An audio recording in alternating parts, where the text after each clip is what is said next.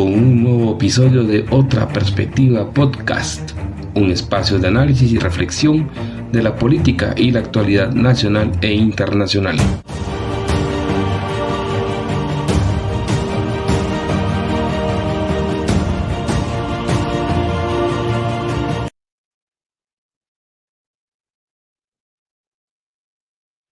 Sean bienvenidos al episodio 12 de Otra Perspectiva Podcast. Hoy haremos un episodio relativamente corto, propio de análisis, sobre 3 elementos de coyuntura que yo creo que son esenciales que podamos tener insumos y algunos elementos para analizar qué es lo que ocurrirá la próxima semana, tanto en nuestro país y en 2 países que yo quisiera que ustedes pusieran atención, como es el caso de México y los Estados Unidos. Así que sean bienvenidos, agradezco por todo el respaldo que han dado a este proyecto. De igual manera, los invito a que nos puedan estar siguiendo y suscribiendo, dándose like, la campanita, tanto en la plataforma del canal de YouTube, la plataforma de Facebook, de Instagram y en la parte auditiva de Spotify y de iVoox, que también ahí colgamos los diferentes episodios de Otra Perspectiva Podcast. Bueno,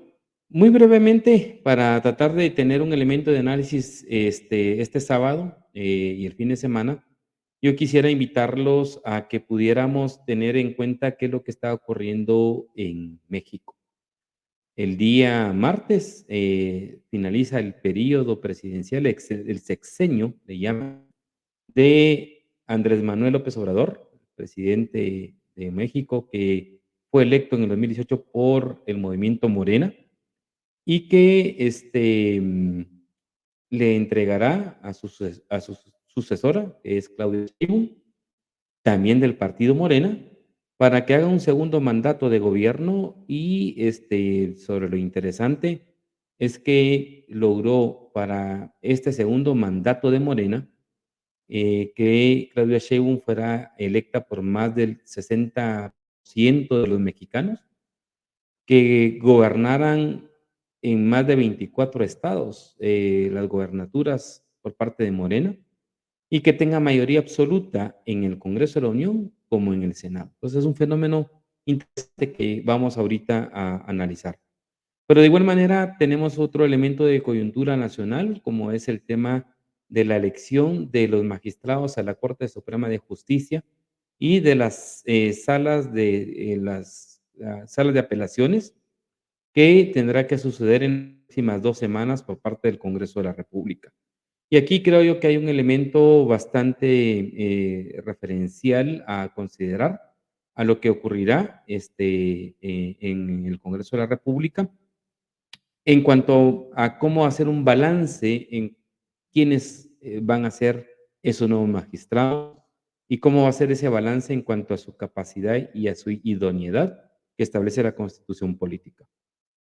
Y finalmente, vamos a tratar de hacer un pequeño análisis, aunque eso lo prometimos con nuestro invitado Jorge Ceballos, que aproximándonos al 5 de noviembre haremos un episodio específico donde haremos un repaso de las encuestas finales que estén marcadas a esa elección presidencial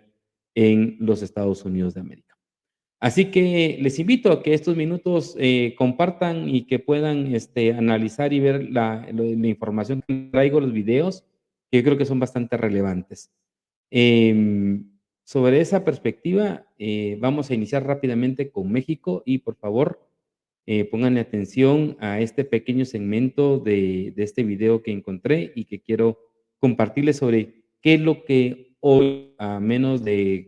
unos días de que termine el mandato del presidente López Obrador, hoy se habla y se debate sobre el legado que él está dejando a México. Escuchemos. ¿Cómo recaptura bienes comunes y construye bienes comunes?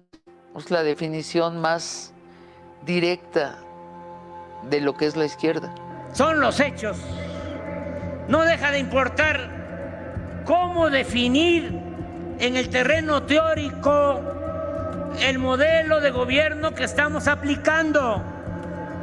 Mi propuesta será o sería llamarle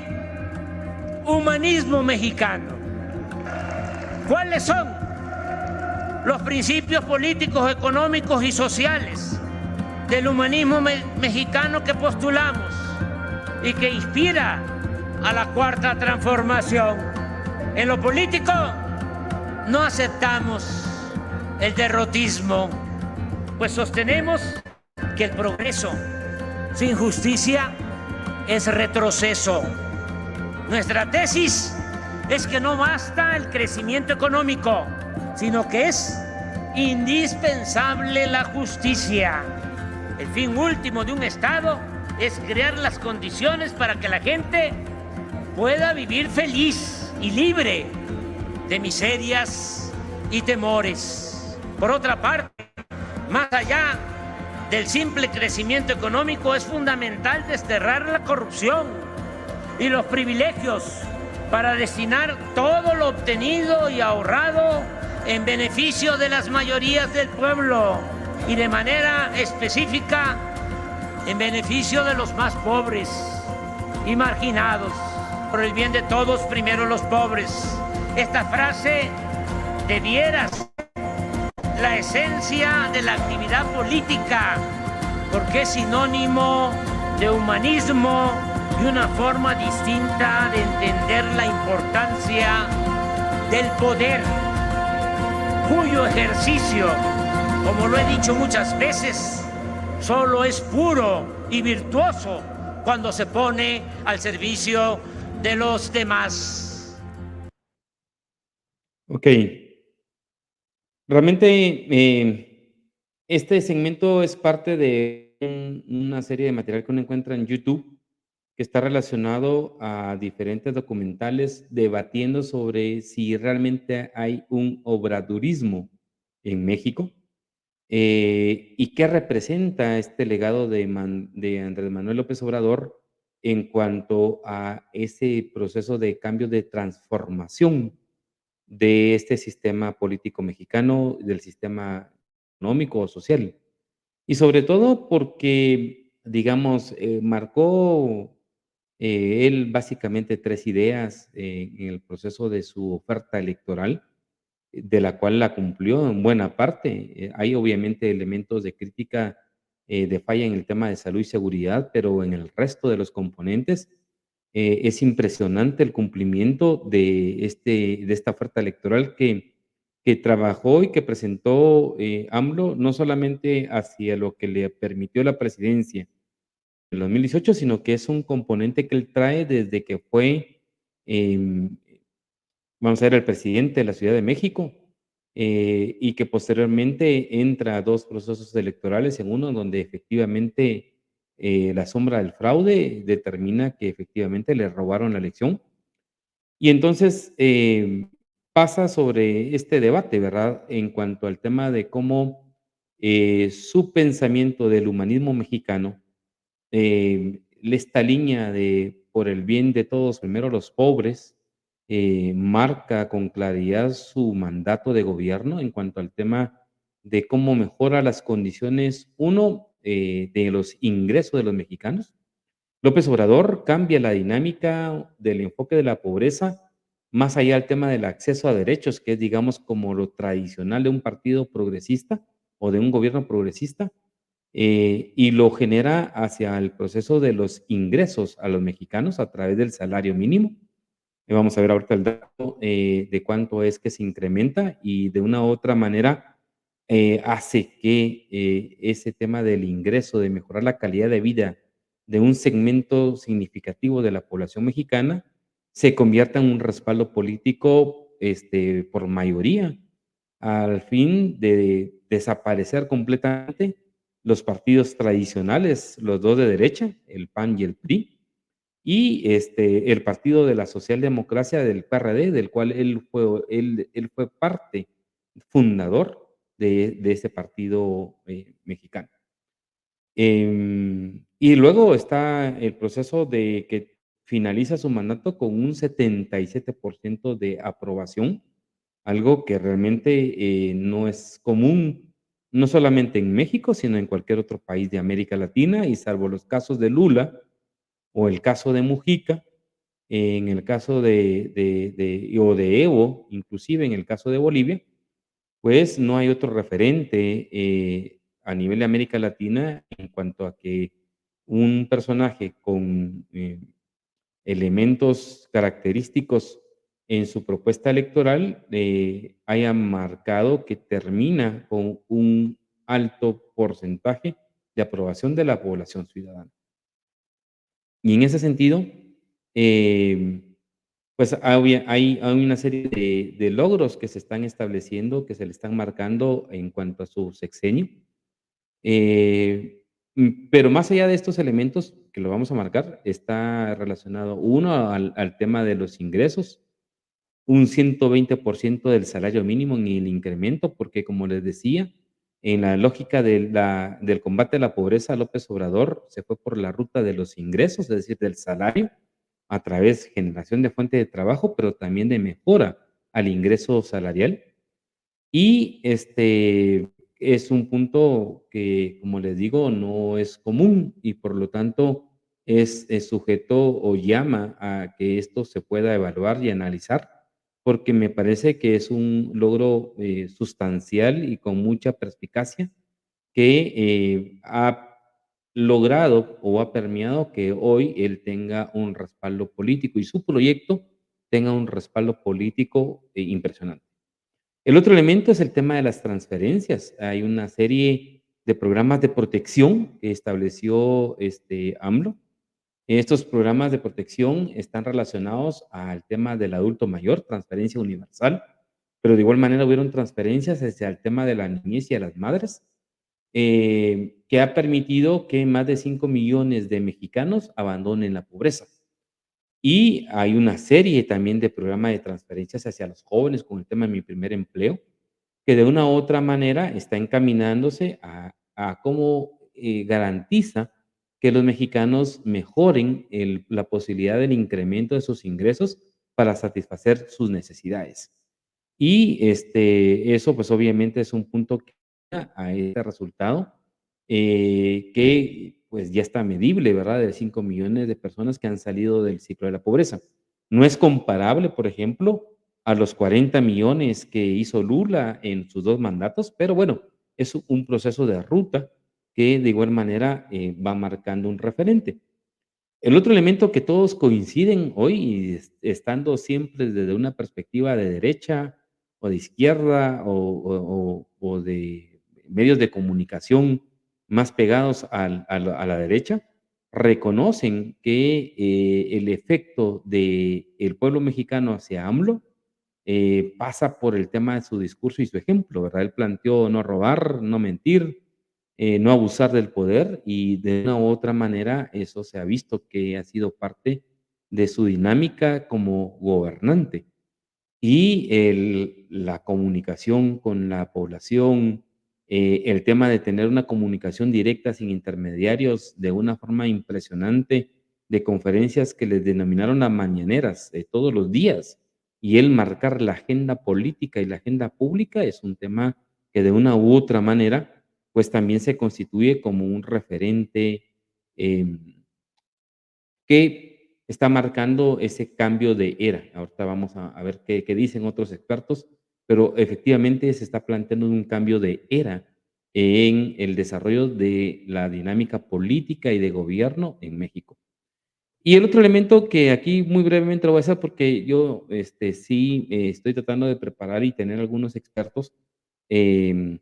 para que conversemos algunos logros. En el caso de México, el otro tema es el tema de la infraestructura.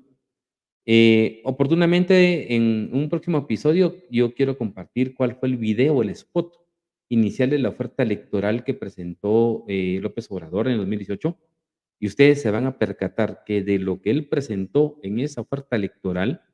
cumplió casi el 80%. Es una cosa que, pues, obviamente tiene un efecto al momento de hoy entender por qué es un presidente al cual le señalan que tiene, uno, el mayor respaldo popular que un presidente más, inclusive en las eras revolucionarias, ha tenido, y una credibilidad absoluta, de una u otra manera deja un legado y deja muy alta la barra hacia Claudia Sheinbaum, ¿verdad?, que es su sucesora, pero de igual manera lo que es el movimiento político de Morena,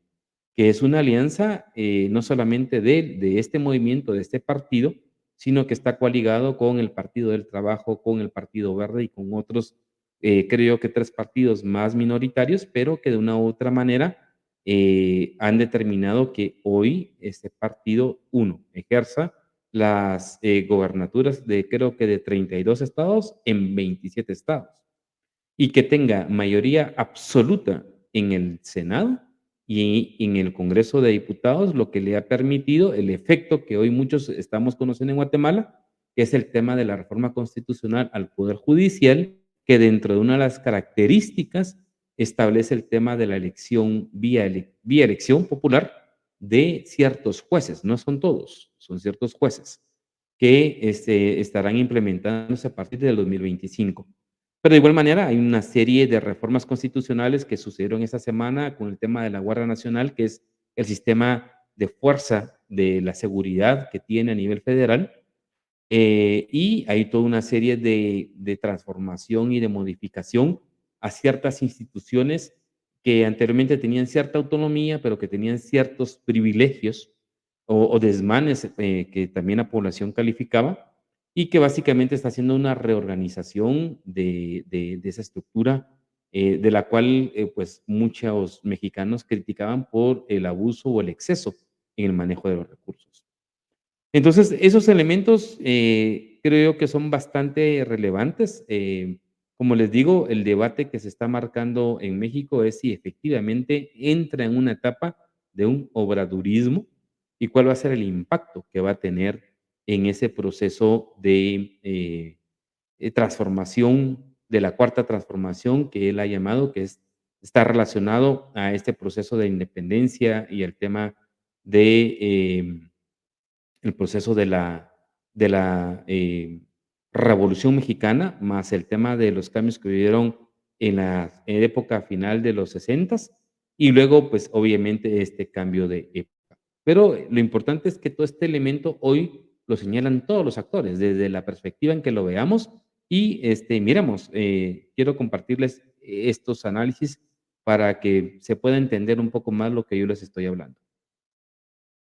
Cambio de régimen, pero en realidad yo creo que lo que se refiere este término del cambio de régimen es un cambio de época. Y fíjate que yo suponía que iban a hablar de las políticas públicas. A mí me parece que desde el punto de vista político hay un cambio mayor. Siento que el final del gobierno de Peña Nieto y también durante yo diría Calderón y Peña Nieto, muy acentuado con Peña Nieto, nuestra democracia se había vuelto un cascarón vacío, sobre todo con una ausencia absoluta de respaldo popular. Y me parece que en ese sentido, narrativa y resultados, si lo podemos poner así, o hechos y narrativa, estilo y resultados, sí se juntan para crear esta potencia que le da y que me parece que se han vivido en periodos muy cortos de la historia del país. Y yo pensaría, por ejemplo, claramente en Cárdenas, en el general Cárdenas, o sea, momentos en los cuales hay un respaldo popular muy potente a quien está en el gobierno. Y eso tiene un destino que no lo conocemos todavía, porque creo que dependerá mucho del gobierno de Claudia Sheinbaum y de lo que siga pasando. ¿Y qué te diría? Creo que el gran cambio es que nuestra democracia estaba solamente en la superficie y se volvió una democracia mucho más popular. Porque lo que tú dices yo lo entiendo, es decir, me parece que se venía practicando de más en más una política popular y se pasó a practicar una política popular, y con popular no quiero decir populista, sino con sustento social. Ahora arriba, para mí... Como ustedes observan, pues básicamente se está marcando un cambio de época que está relacionado no solamente a los logros que ya de una forma así muy somera lo hemos mencionado, pero que la transformación que le está implicando a esas mayorías, tanto en los congresos estatales como en el caso del Congreso de la Unión y el Senado, pues obviamente está haciendo una reconfiguración a toda esa estructura del Estado mexicano. Obviamente faltan otros componentes y como lo señala esta periodista, pues obviamente quedará de ver cómo avanza ese ideario que marcó AMLO en esta cuarta transformación por parte de sucesora de Claudia Sheinbaum. Y ahí pasa por componentes, como les decía, de la reconfiguración de la administración pública mexicana, pero de igual manera está el proceso de reconfiguración al tema del manejo del uso de los recursos naturales, la reforma energética que en su momento se la rechazaron, pero el manejo del tema del petróleo, por ejemplo, el tema del litio y otra serie de recursos naturales que de una u otra manera las está recuperando el Estado mexicano. Hay un componente también sobre el proceso económico y la inversión que pues señalaban mucho el tema de que con la reforma judicial pudiera tener efectos de problemas con el comercio con Estados Unidos y México, que son los socios principales de dicho país, pero se ha visto que ya aprobada y sancionada esa reforma judicial, pues todo eso que decía la derecha que iba a ocurrir no ha pasado. Y pasa por esa transformación también en la parte social y en la parte de la migración, que de una u otra manera será parte de los desafíos que tendrá Claudia Sheinbaum como la primera mujer presidenta de México en determinar si sigue avanzando esa parte de la cuarta transformación. Y el otro elemento que señalaban y que yo los invito ahí en el YouTube, en esta parte de si de el obradurismo, se llama una serie de 2 documentales de 40, 50 minutos, que marcan que efectivamente para los sectores conservadores y de derecha que realmente han quedado borrados en este momento en la política mexicana, la principal crítica que señalaban es de que el poder absoluto a Morena, a López Obrador en particular, pero básicamente es Morena, porque López Obrador ha dicho que él se retira y se jubila de la política, iba a conducir a procesos dictatoriales. Lo importante aquí, y lo dicen algunos expertos, es que es todo lo contrario. Todos los elementos que de una u otra manera están enmarcados para hacer ese cambio de régimen y esa modificación del Estado mexicano, Morena tiene la práctica de consultarlo permanentemente a la población y lo que comentan es que más bien se verán más procesos de consulta a los ciudadanos para poder determinar hasta dónde y cómo llegar en la transformación económica y social que está planteándose esta cuarta transformación. Veamos otro comentario y otro análisis también de cómo determinan y cómo están viendo cuál va a ser la posición en la que en la historia quedará López Obrador. Escuchemos. Indiscutiblemente en los libros de historia. Este liderazgo tan fuerte de él, que yo me atrevería, sé que esto es algo para que se pueda argumentar, me atrevería a pensar que es el líder que ha tenido más fuerza en la historia de este país. En la historia de este país, sí. Me parece que Porfirio Díaz, híjole. Sí, el líder. A ver, sí. Porfirio Díaz es, por ejemplo, el general Lázaro Cárdenas. Yo creo que el general Lázaro Cárdenas es un tema de mucha coyuntura del 38, pero en términos de un liderazgo a lo largo del sexenio, yo sí creo, yo me atrevería y me encantaría que esto se pudiera argumentar, que lo vamos a ver más adelante. Yo creo que eso. Lo otro que me parece que es también por lo que lo va a llevar a la historia, es el presidente más fuerte, más poderoso que hemos tenido. Más poderoso.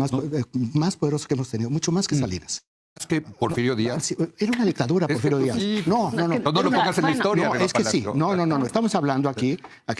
Podemos tener diferencias sobre si es una democracia liberal o es iliberal. Podemos tener las diferencias que hemos tenido aquí. No, aquí era una dictadura. Esto no es una dictadura. Entonces, revolucionario. Sí. Bueno, pero ya, no termine. Bueno, sí. Ok, como ustedes ven, el debate que hay en México es, hay una transformación, es un nuevo cambio de época. Este cambio de época es una reconfiguración completa digamos, a la parte de la institucionalidad, pero quedan obviamente las inquietudes o las dudas de cómo en este segundo mandato de Morena, que estará dirigida la presidencia por Claudia Sheinbaum, avanza en esa transformación en materia económica y social y en materia política para poder consolidar siempre bajo un sistema democrático estas condiciones de soberanía, de manejo de los recursos naturales, como de igual manera de cómo fortalecer las condiciones de vida y de desarrollo de los mexicanos. Lo importante que está relacionado a esta dinámica es de que si uno entra a conocer un poco más cómo se está configurando el gobierno o cómo se está conformando el proyecto político, porque aquí también estamos hablando que es un proyecto político, no es un tema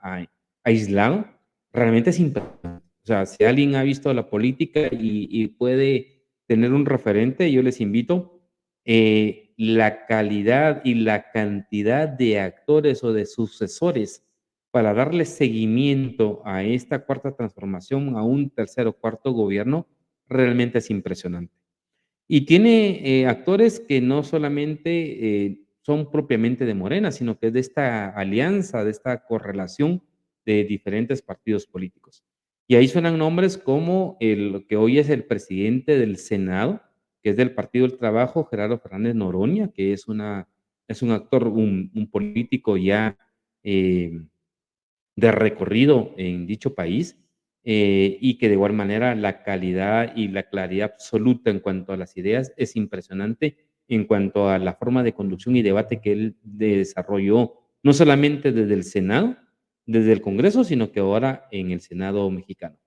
Está Dan López, que también se escuchaba mucho, que eran principalmente antes de que, pues, en votación los militantes de Morena escogieran a Claudia Sheinbaum como la candidata presidencial. Había muchos actores que alrededor de López Obrador señalaban que él era uno de sus preferidos para que él pudiera asumir la continuidad. Pero hoy lo vemos que está en el Senado, coordinando juntamente con Oroña este proceso de coordinación política en el tema del Senado y la agenda política de Morena. Por el otro lado está Mario Delgado, que era el expresidente, hoy es el expresidente del partido Morena, que hoy se queda él al frente del Congreso de la Unión y que de igual manera ahí hay una serie de articulación con otros actores jóvenes que de una u otra manera también se escucha como posibles sucesores o que entren en competencia, en calidad de poder asumir el gobierno de México en los siguientes años. Y me impresiona el tema de mujeres, el discurso de toma de posesión como presidenta del partido Morena este fin de semana por parte de Luisa María Alcalde, que es una diputada, fue diputada, hoy está como secretaria de Gobernación. Es totalmente importante, bastante motivador, alentador en esos procesos de transformación de este tipo de partidos políticos, con una juventud impresionante y que de una u otra manera también la están vinculando como una posible sucesora. Luego está otra diputada, que es Andrea Chávez Treviño, que también ha jugado un papel relevante en ese proceso de la reforma judicial. Y también hablan hoy, que entiendo yo que es gobernador, pero que también está en esa dinámica de articulación con el gobierno de Claudia Sheinbaum, que es este joven Miguel Torruco, que también es gobernador. Y así hay una lista de otros actores más que ahorita yo solo lo tomé así muy a la rápida, pero la calidad de articulación y de sucesión que se está generando dentro del movimiento Morena y sus aliados es impresionante. El proceso de formación política y de articulación y de preparación de cuadros en la parte federal y estatal y municipal, me animaría yo a señalar, de igual manera es también muy fuerte. Em, Así que yo les invitaría a que estén atentos este fin de semana, lunes y martes, son los momentos de transición y de cambio en México. El lunes se despide el presidente López Obrador y el día martes se hace la sucesión oficial del mando de la banda presidencial a Claudia Sheinbaum y entrará entonces una segunda fase de esta cuarta transformación que de igual manera estaremos analizando en temas específicos como la reforma judicial o todo este proceso de construcción de infraestructura y de condiciones de desarrollo y de salario, que lo estaremos abordando con gente que está en el territorio para que podamos conocer de mejor manera esa transformación de época que está ocurriendo en México. Bueno, con eso yo daría terminación, digamos, a este proceso que, como les digo, es bastante enriquecedor de lo que ocurre en México y pasar a otro tema que es un poco más local, que es el desafío de las próximas 2 semanas que tiene Guatemala y que sin duda será la atención política de todos los sectores organizados en el país. Y esto se relaciona a la designación por parte del Congreso de la República de los 13 magistrados titulares que son los que dirigen el organismo judicial, la Corte Suprema de Justicia. En el caso de Guatemala, el Congreso tiene esa fuerza y ese poder impresionante de elegir el tercer poder del Estado dentro de una república. Está el Ejecutivo, que todos vamos a través de votación, que es el presidente de la República. Está el Congreso de la República a través de los diputados, siempre por medio de elección, y una elección indirecta en la cual nosotros como electores le damos parte de nuestra soberanía a los diputados y al Congreso de la República, es para que ellos elijan a ese tercer poder del Estado. Y después de procesos de cooptación y de alargue que hubo de una forma anómala y viciosa en cuanto al tema de la Corte Suprema de Justicia, la sala de apelaciones que finalmente se destrabó en el proceso de octubre del 2023, ha permitido que, digamos, haya llegado al 23 de septiembre, en la fecha, el límite que tenía el Congreso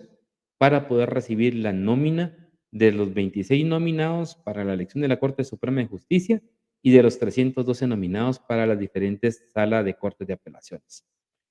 Para muchos, este proceso no iba a llegar, esta lista no iba a llegar. Finalmente, hubo un funcionamiento magistral por parte de los dos presidentes, de los dos rectores, tanto de la Landívar como de Internaciones, las universidades de Landívar e Internaciones en las comisiones de postulación, y finalmente, hoy el Congreso de la República ya tiene esa nómina. Efectivamente, hay una serie de cuestionamientos en cuanto a la dinámica, a las fórmulas, al procedimiento de quienes integran esa nómina. Hay algunos que pues marcan que están contentos, hay otros que están descontentos por quienes están, sin embargo, lo que tenemos. Yo en lo particular tengo muchas dudas y tengo cuestionamientos, pero creo que fue un avance significativo que hoy el Congreso de la República sí cumpla su función constitucional de poder elegir a estos magistrados que renovarán tanto la Corte Suprema como la Sala de Apelaciones. En este sentido, es importante señalar que hay, digamos, un proceso, digamos, de cuestionamiento en cuanto al tema de cómo el Congreso deberá de designar a estos magistrados. Y aquí quiero retomar algunos elementos que se plantearon en el 2019, que estaban vinculados al tema de la reforma constitucional del sector de justicia, pero que de igual manera el presidente, el rector de la Universidad Internaciones, hace mención de que efectivamente necesitamos y es urgente que este sistema de elección de magistrados a la Corte Suprema de Justicia y de las Cortes de Apelaciones tenga que tener un cambio. Escuchemos qué es lo que dijo el presidente. Es mi experiencia que he adquirido en estas semanas de duro trabajo. Tenemos que mejorarlo. Es indispensable que lo mejoremos. Y como ciudadano, digo, ni como presidente, ni como rector, como Raúl Horacio. Lo digo en este lugar porque ese es el mejor escenario donde se puede pedir que estas cosas cambien. Se los digo de todo corazón. Guatemala está bien en esto, pero puede estar muchísimo mejor. Y estoy seguro que estas palabras no caen en oídos sordos y que esta asamblea, que este Congreso, o los que hagan falta en el futuro, tendrán que mejorar este sistema para que sea lo que el pueblo de Guatemala realmente se merece en materia de justicia. Dicho esto, procedo a Internaciones, sino como ciudadano común.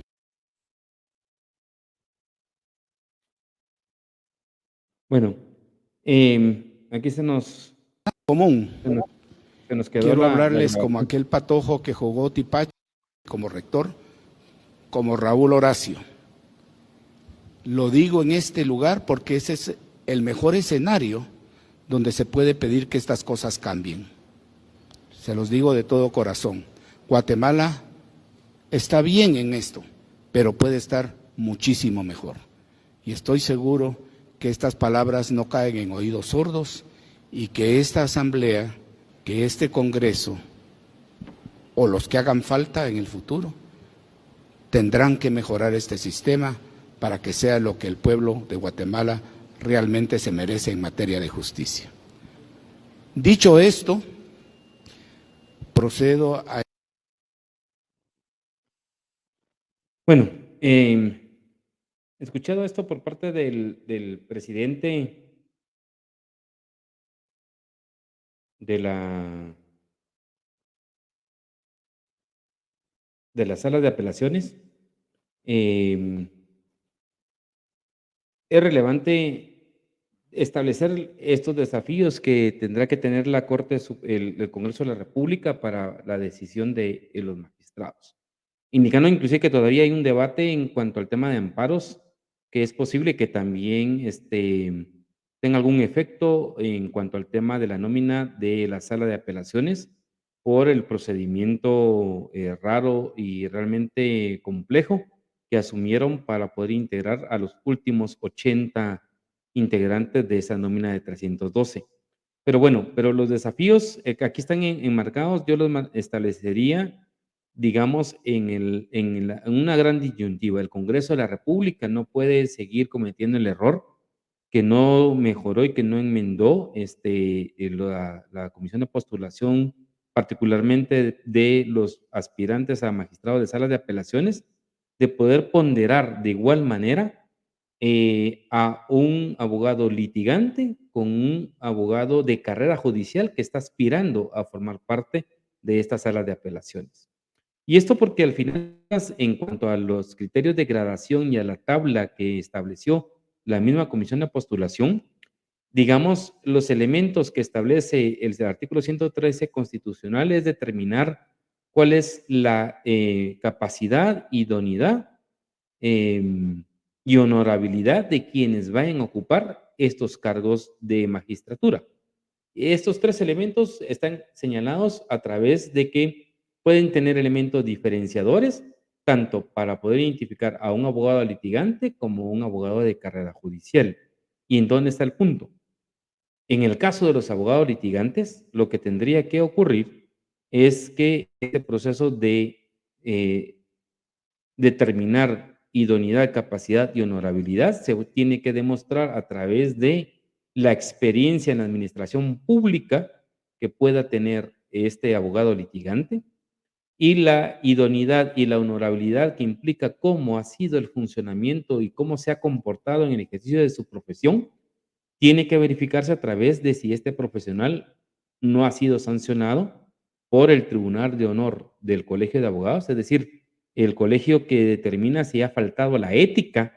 en su ejercicio profesional.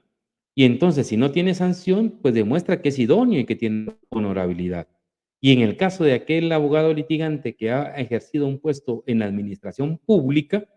para garantizar su idoneidad y honorabilidad, se puede demostrar y calificar en el hecho de que él no tenga algún reparo o alguna deuda con el Estado que ha sido señalado por la Contraloría General de Cuentas, ya sea porque tenga alguna denuncia, ya sea porque tenga alguna multa o algún juicio de cuentas que de una u otra manera determine que no tuvo la capacidad y la idoneidad para el manejo de recursos públicos. Y en el caso de aquellos profesionales que provienen de la carrera judicial, el criterio que debería de determinarse para decir esta persona merece o no estar dentro de una magistratura tiene que ser bajo otros perfiles y otros rasgos distintos. Por ejemplo, si está en la carrera judicial como magistrado de sala, como magistrado de Corte Suprema de Justicia, o viene de la carrera judicial al haber sido juez, pues un elemento que tendría que existir es cuántas sentencias emitió este profesional, cuál es la calidad y el impacto que ha tenido las sentencias judiciales que ha emitido en el ejercicio de su carrera judicial,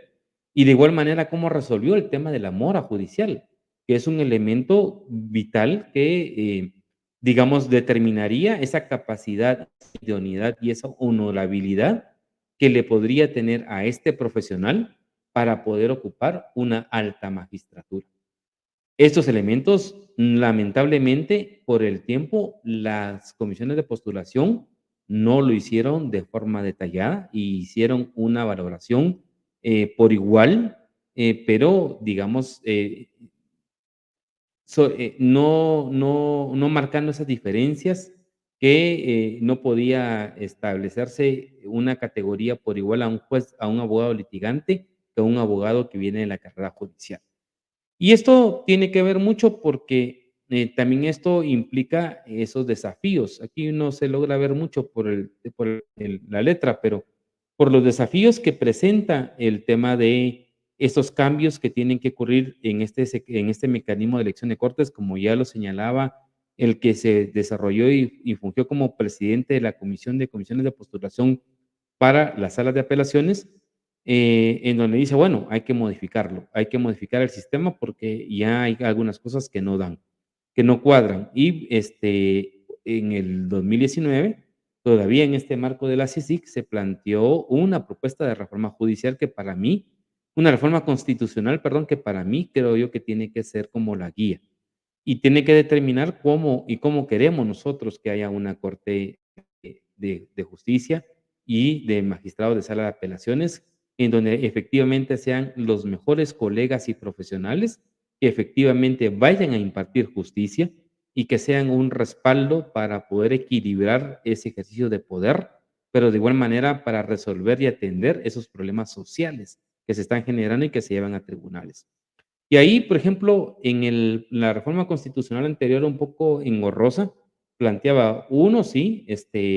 ampliar el mandato para que no esté pegado al tema del mandato de gobierno y que pudieran estar entre 9 y 12 años los magistrados, algo que a mí me parece correcto. Algunos hablaban de vitalicio, yo creería que eso habría que verlo si procede en todo tipo de magistratura, pero la ampliación del plazo me parece que es importante. El otro es el tema y bueno, y porque al tener un proceso diferenciado en plazos, pues obviamente se rompe ese vínculo que pueda estar sujeto al manejo político que en este momento todavía seguimos viendo que está ocurriendo con esta elección de cortes. Entonces, el ampliar el plazo va a generar que haya mayor independencia judicial, que es un principio básico que establece Naciones Unidas a los sistemas de justicia. El otro tiene que ser un sistema diferenciado, no puede ser todo el tiempo los mismos magistrados, tiene que haber un elemento de progresividad y de rotación para que efectivamente el mismo sistema se autoinnove para poder generar una mejor prestación en el sistema de justicia. El otro elemento que está planteándose aquí en este proceso de la reforma constitucional o la reforma del sistema de justicia tendría que ser también por el tema de la especialidad, ¿verdad? Y la especialidad implicaría que, para mi perspectiva, como ocurre en otros países, tendría que existir una también autodepuración y una posibilidad de que un porcentaje de los que integran esa alta magistratura que dirige el organismo judicial, unos provengan de la carrera judicial, pero un porcentaje provenga de la calle, es decir, abogado litigante que de una u otra manera, por su expertise, por su experiencia o su calidad académica, pueda optar a ser parte de esta magistratura y que pueda hacer un proceso de integración y de innovación. Entonces, creo yo que es temporalidad, es también que sea progresivo la sucesión de quienes van a dirigir las Cortes Supremas o la sala de apelaciones, y el otro elemento es un porcentaje de la carrera judicial y un porcentaje de la calle para que exista también una autodepuración. Y hay otros elementos que están relacionados por parte de la Corte Interamericana de los Derechos Humanos, ¿verdad? Que también ha señalado que tiene que ver precisamente este proceso de meritocracia y de concursos públicos, y que yo creo que es importante, pero una meritocracia sobre una base real, no como lo que ocurrió hoy, que muchos de los que sacaron 90, 100, 99 puntos fueron buena parte de colegas que están ya ejerciendo como magistrados, porque obviamente el sistema también les permitió tener conocimientos de maestría, doctorados, algunos de una manera un poco extraña, pero que obviamente les ponderó de mejor manera a un abogado litigante. Entonces, este sistema de mérito tiene que ser esencial, pero tiene que partir sobre una base común y de equilibrio, porque lo que hoy tenemos como mérito, honestamente, deja mucho que desear. Entonces, sobre esa ruta, el debate que nos queda, el debate que tenemos que tener después de lo que ocurra estas 2 semanas, porque les digo, independientemente de que nos guste o no los nombres de los que aparecen en la nómina, hay una nómina y hay una posibilidad real para que el Congreso de la República renove las Cortes, tanto Suprema de Justicia como Sala de Apelaciones, y no tengamos ese entrampamiento que ocurrió lamentablemente en el 2019, y que un poder del Estado dentro de este sistema republicano, pues obviamente se renove, haya un recambio para que la institucionalidad pública intente realmente tener un curso de normalidad, que es lo que hemos perdido en los últimos años en nuestro país. Y de igual manera implicará el mecanismo de cómo hacemos esa reforma, sobre todo teniendo también en cuenta el fenómeno México,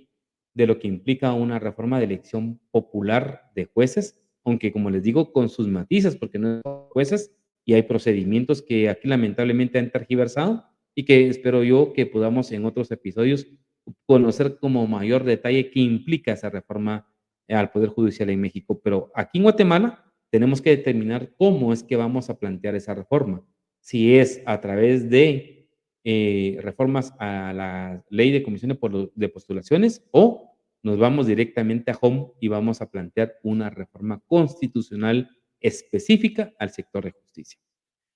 Bueno, y finalmente en este tema que pues no está acabado porque tendremos que ver qué ocurre en las próximas 2 semanas aquí en Guatemala, quisiera terminar este episodio con em, algunos avances de qué es lo que está ocurriendo en Estados Unidos. Está básicamente ya a menos,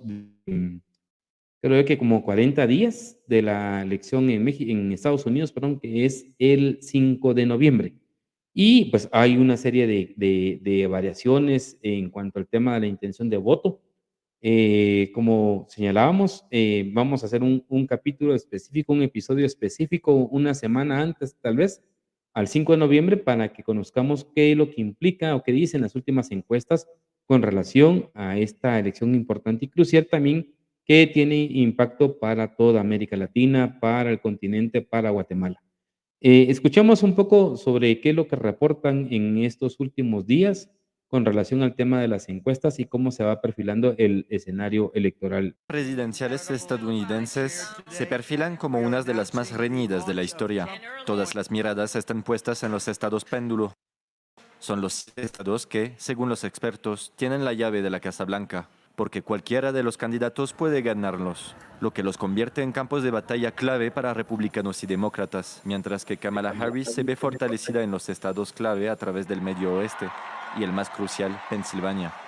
Una nueva encuesta realizada por The New York Times y el Siena College ha revelado que Donald Trump está por delante de ella en 3 importantes estados del Sun Belt, o Cinturón del Sol: Arizona, Georgia y Carolina del Norte.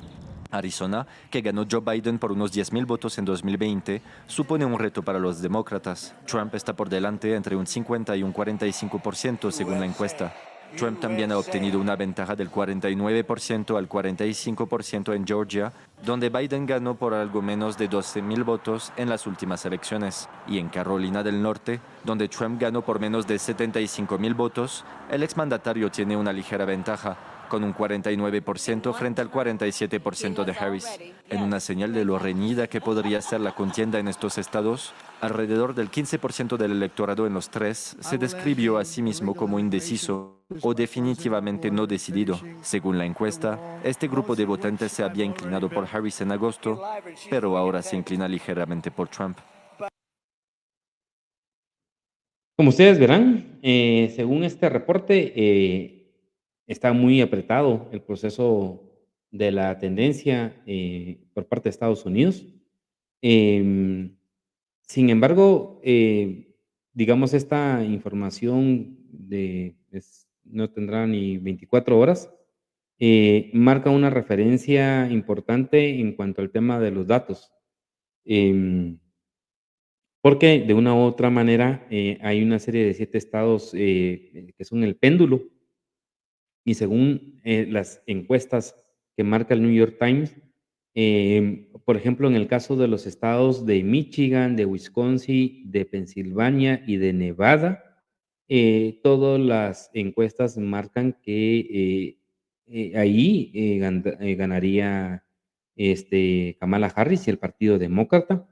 Y mientras que en los 3 estados que nos reportaba este pequeño reporte de la televisión francesa, marca que Carolina del Norte, que Georgia y Arizona, pues obviamente ahí es Trump el que tiene una